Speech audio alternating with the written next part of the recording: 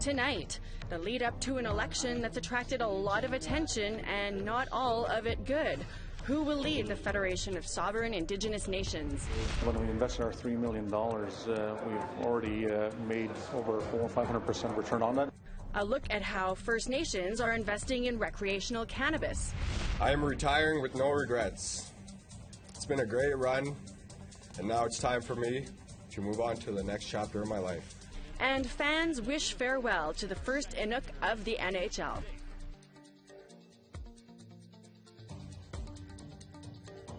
Good evening. Welcome to APTN National News. I'm Melissa Ridgen.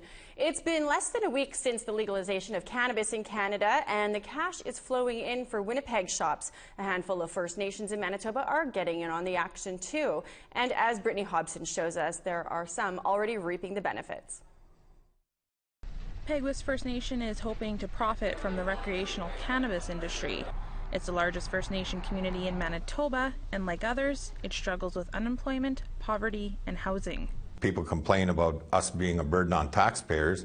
Here's an opportunity for us to generate our own economic growth and sustainability. Peguis has teamed up with the group Grow Force to create a retail store on its urban reserve in Winnipeg. The company will help oversee facilities and train workers, up to 200 to be exact.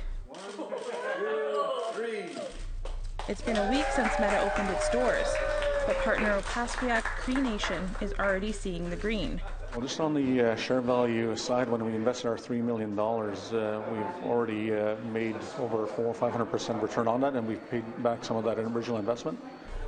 OCN is one of the largest investors in the Meta brand store, run by National Access Cannabis. Chief Christian Sinclair says revenue will address some of the long-standing issues in the community.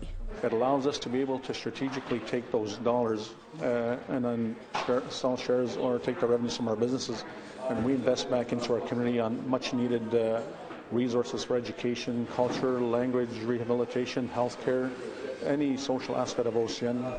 National Access Cannabis will open 10 stores in Manitoba, an additional 4 on First Nations, including 1 in OCN. Sinclair says that store will create 12 jobs. Partnerships with First Nations was an important aspect of NEC's business plan. What we want to do is work with them and their communities, make sure that the stores that are built are done locally, that the staff that come to the stores are local and from those communities, and we basically are sharing the operations of the business. The decision to get into the pot business was easy for OCN. When we discussed it at our table with our elders, not once did they call it an illegal drug. Every single one of them had a story to share of someone in their family using it to treat cancer, diabetes, lupus, etc., and they referred to it as Muskegee or medicine in Cree. Sinclair says if they didn't get involved, users would continue purchasing off the black market. OCN is expected to open their Meta branch on the reserve at the end of this month. Brittany Hobson, APTN National News, Winnipeg. A Winnipeg organization that's been offering refuge for people struggling with addictions, mental health, and homelessness is expanding. The Main Street Project has been the front lines of addiction treatment and providing emergency shelter for 46 years, most of it in this location. But they bought the vacant Mitchell Fabrics building on October 8th, and the acquisition adds 36,000 square feet to the agency. Renovations are expected to start in January with a completion date of December 2019. Peer advocate Phil Goss says it's a big step up from their current 2,100 square feet. One of my biggest complaints, not a complaint but an observation, was that people weren't being helped. They were being supported with food and warmth, but that was pretty well it. And now they're going to have all kinds of opportunities to do all kinds of things, and like work programs and counseling programs and just all kinds of things to help people up. In Saskatchewan, elections for the Federation of Indigenous Sovereign Nations on Wednesday continues to heat up amid a police investigation. And as APTN's Amber Bernard reports, one tribal council has had enough. Elections will take place October 24th and 25th for the Federation of Sovereign Indigenous Nations, more commonly known as FSIN. The FSIN represents 74 First Nations across Saskatchewan, and they receive federal dollars for those communities. Leadership from each represented community will vote for office of the chief, office of the first vice chief, and office for the third vice chief. We tried reaching out to Chief Bobby Cameron, who is seeking a second term as office of the chief for FSIN, and his opponent, Delbert Wapas, who is also running for that position. Both have not responded to APTN. And what's happening at FSIN is a bit of a mystery. Last month, police were called into the FSIN offices for reasons still unknown to APTN. However, police did say there is an investigation taking place, but no further comments were made. The Saskatoon Tribal Council, which is composed of 7 First Nations, said this week that the FSIN no longer represents them and says the FSIN has lost its focus. Amber Bernard, APTN National News, Saskatoon. A man accused of killing 2 British Columbia girls in the 1970s is on trial now in Vancouver, but Gary Hanlon is only on trial for one of those deaths at the BC Supreme Court currently. Tina House reports. It's the opening day of the trial for 70-year-old Gary Hanlon.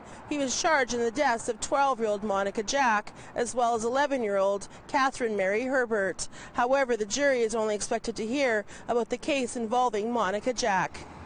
It was on May the 6th, 1978, that Monica left her home in Merritt, BC, for a bike ride. She vanished without a trace. A month later, her bike was found just a kilometer from her house. Her body was also discovered in 1995 on a nearby mountain. At this press conference, after Hanlon was arrested in 2014, Monica's mother, Madeline, spoke to the media. But with Monica, she was a beautiful little girl right from the time she was born. She was always happy. Her laughter was a tingly laugh that none of my other children have. She was well loved by relatives and her sisters and brothers and friends. Gary Taylor Hanlon's violent criminal past goes back to 1969, according to court records. He was convicted in 4 sexual assault cases by the time he was 32 years old. Madeline's mother says she remembers seeing Gary Hanlon near Merritt around the time of her daughter's disappearance. When I think back, it wasn't easy. And even today, it's not easy because no matter what happens and no matter what you do in your life, that hurt never goes away. The trial is expected to last for the next 10 weeks. Tina House, APTN National News, Vancouver. We've got to take a quick break, but here's a sneak peek at a story that we're working on for you. I'm Kent Driscoll, and this is Cape Dorset Nunavut. All this week, we'll be bringing you stories from this South Baffin Island community of 1,400 people. We'll show you just how big an effect a new school can have in a small Nunavut town. We'll meet the famed printmakers of Cape Dorset and show you how they make their world-famous creations. And we'll get a first-hand look at this year's print collection and the history that made it possible. Cape Dorset Nunavut, all this week on APTN National News.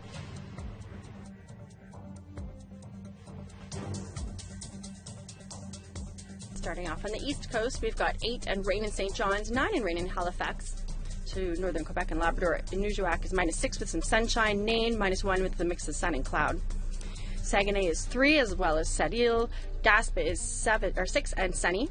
Peterborough is 10 and rain, 12 and some rain in Toronto. 1 and some snow in Big Trout Lake. 3 and some rain or snow in Thunder Bay. -2 in Churchill with a mix of sun and cloud, +2 in Norway House with mostly sunny skies. Lots of sun in southern Manitoba, 3s for Barons River and Princess Harbour, 5 for Winnipeg, 10 for Brandon. 13s for Saskatoon and Regina and Estevan, lots of sun in southern Saskatchewan. 7 and sunny in Uranium City, 9 in Buffalo Narrows, 8 in La Ronge, and 10 in Meadow Lake with sunshine.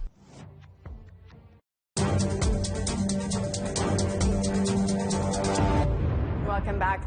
People in northern Manitoba were left feeling stranded when it was announced this summer that Greyhound was ending bus services. But there's a new plan in the works. CTV Winnipeg has that story. Many Manitobans living in the northern part of the province can breathe a sigh of relief as several bus lines step in to fill the void Greyhound will soon leave behind. Wasquacy Peak First Nation Chief Elwood Zastry says a lot of people in his community north of Swan River rely on bus service. A lot of our people have a hard time with medical to come to the city, and they have no vehicles, so this been going for a long time for our people coming from the north. Greyhound announced in July it was ending its passenger bus and freight services across the prairies on October 31st. Since then, several bus lines have been working to fill the gaps in Manitoba, including most recently Kelsey bus lines in the PAW. There's more than medical, there's students that are attending University College of the North. They're already calling me to find out when they can get on the bus. Kelsey Bus Lines is owned and operated by a Siniscat casino located in Opaskwayak Cree Nation. It currently operates as a charter service, and come November 1st, it will be adding daily passenger routes from Thompson and Flin Flon to Winnipeg. CEO Suzanne Barbeau-Bracegirdle says they want to make the transition as easy as possible. We kept the same rates that Greyhound currently has, and we kept the same times, and we kept the same locations. What we didn't want to disrupt anything that Greyhound set up.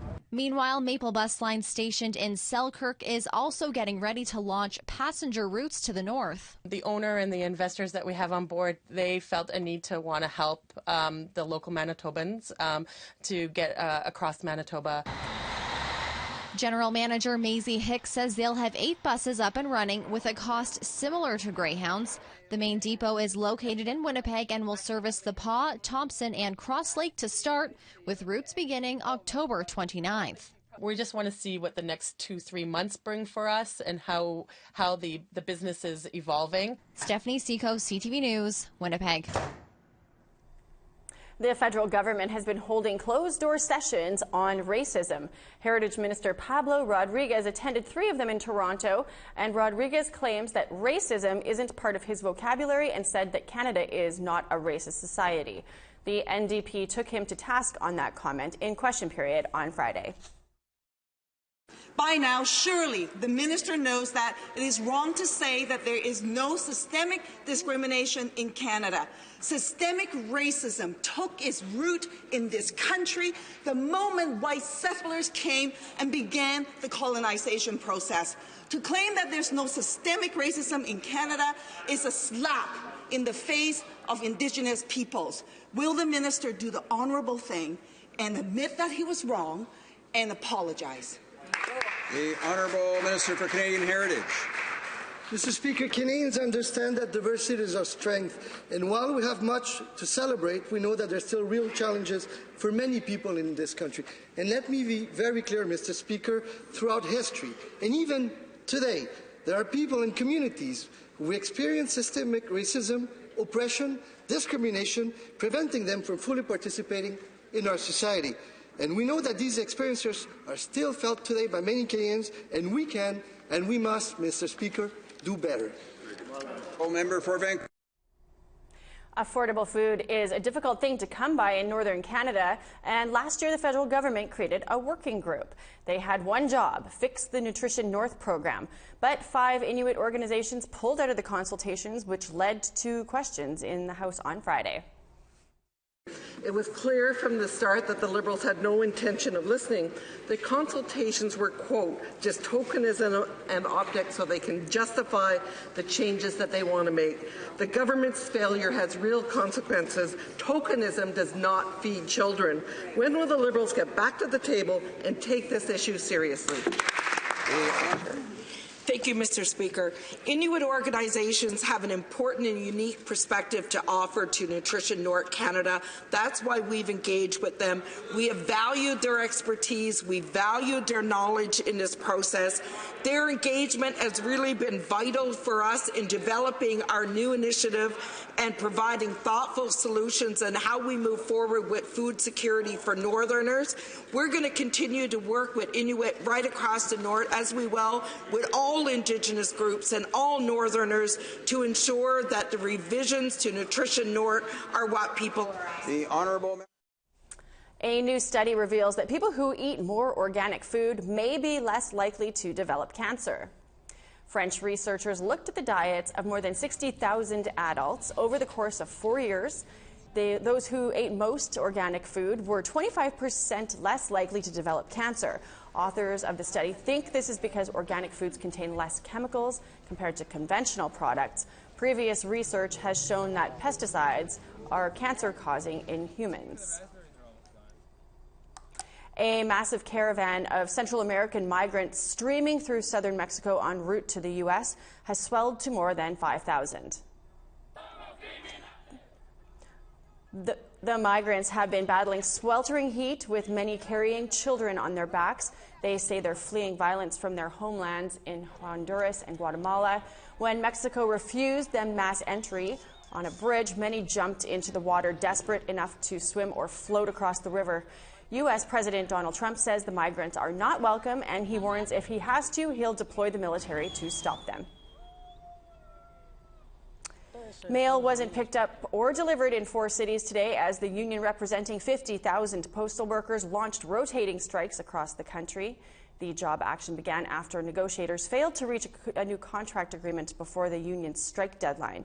CTV's Vanessa Lee has the latest. A tense start to the day in Edmonton after a truck crossed the picket line. Shame on you! Shame! Postal workers stood their ground, ensuring no letters or parcels went in or out of the plant today. This is never something that we want to do.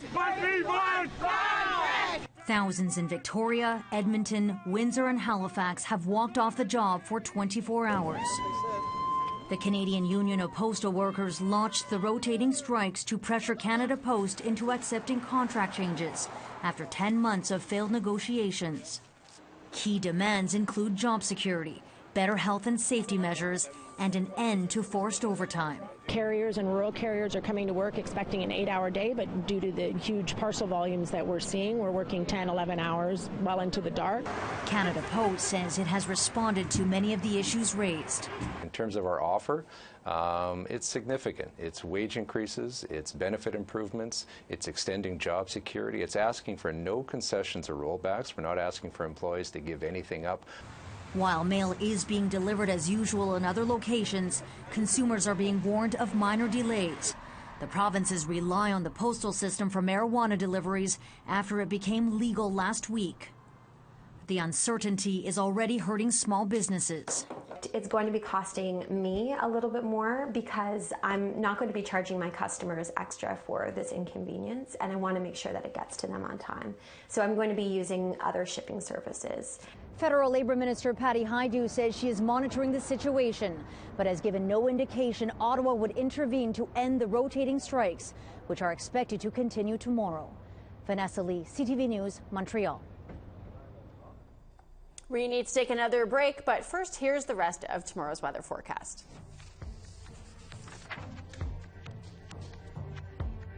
Off to northern Alberta, we've got 11 in high level, lots of sunshine, 13 and sunny in Fort McMurray, 18 in sunshine in Edmonton, 17 in sunshine in Calgary, 12 in cloud in Tofino, 14 in rain in Victoria, Sandspit's rainy and 13, Fort Nelson is sunny and 7, 8 in rain in Dawson and Mayo, 9 and some rain in Whitehorse. To the Northwest Territories, lots of sunshine. Waughty and Yellowknife both 4, Fort Laird and Trout Lake both 9. Tuck -3, as well as Paulatuck and some rain up there. Colville Lake -1 and sunshine. -15 in Cambridge Bay, -7 in Arviat, -10 in Whale Cove. Lots of sun there as well. Resolute -18, Arctic Bay -17, Pangertung -9 and sunshine.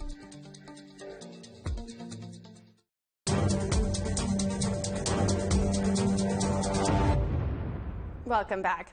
The Indigenous Peoples Atlas is already being described as a bestseller, and as Todd Lamourand reports, it was recognized today on Parliament Hill in the form of a giant map.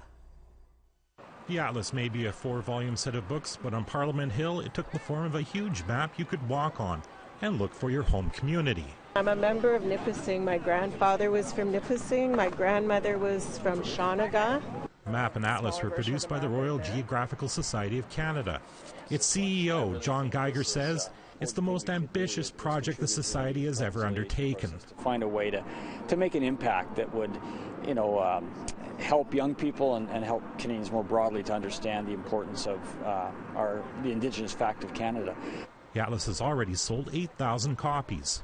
Because I think there's a real sincere appetite among Canadians towards the whole reconciliation process, and I think there's an understanding that many Canadians have that it's time that we kind of face up to the reality of Canada, which is the Indigenous peoples were the founding peoples of this country, and that the onus is on us to learn a lot more about that aspect of our country. 3 of the 4 volumes focus on each major Indigenous group. We're all represented on the Hill. Even most Canadians don't imagine Indigenous democracies or Indigenous homelands as a part of the geographical makeup of this country. And this helps change that narrative. This is going to be like public, right? It's going to be in the schools, it's going to be everywhere. And it shows, that the Métis Nation, is on the map. The Métis communities are on the map. So it's a very good educational tool. Natan Obed is pleased by the Atlas's popularity. It's great that people are reaching out and purchasing this product, and I hope that it finds its way into all of the Canadian schools. The Royal Geographical Society isn't finished with the project. It would like to translate the Atlas into Indigenous languages, but needs private sector support. Todd Lamoran, APTN National News, Ottawa. Jordan Tutu has announced his retirement from the NHL after 13 seasons in the league. The Trailblazer from Rankin Inlet, Nunavut, made the announcement in Brandon, Manitoba, where he spent 4 years as a junior with the Brandon Wheat Kings. I am retiring with no regrets. It's been a great run, and now it's time for me to move on to the next chapter of my life. Tutu was the first Inuk ever to play in the NHL. He amassed 161 points and overtime 1,000 penalty minutes in 723 games. He played for the Nashville Predators, the Detroit Red Wings, New Jersey Devils, and the Chicago Blackhawks. He also played for minor league teams. While he struggled with alcoholism before seeking treatment, he did get his life back on track. His brother Terrence committed suicide in 2002. Tutu says he's retiring to focus on raising awareness for suicide prevention and that which plagues the Indigenous communities.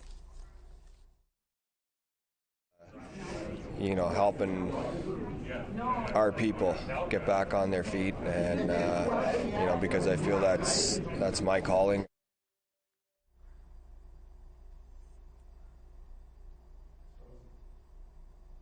That's all the news I have for you this evening. You can always find more anytime on our website, aptnnews.ca. I leave you with this video of a 7-meter-long whale that took 2 hours to carve up and distribute to those in the community of Utqiagvik, Alaska. I'm Melissa Ridgen, and I'll see you back here tomorrow. Have a great night.